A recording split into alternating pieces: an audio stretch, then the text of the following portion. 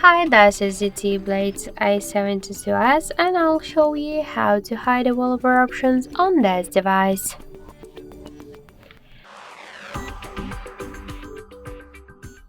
So open first the settings application and then scroll all the way down to the system and update.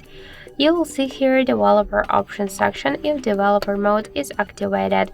If you wanna hide developer options just to turn it off, you should click once on this swatcher, and now we should restart our device to change the settings.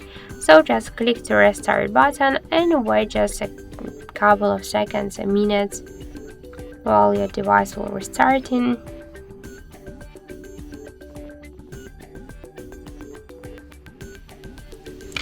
So let's enter your password or PIN code.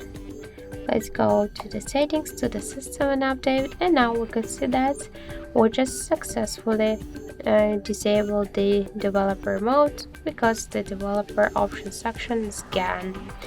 So that's it. Thank you for watching, and if you find this video helpful, hit thumbs up and subscribe our channel.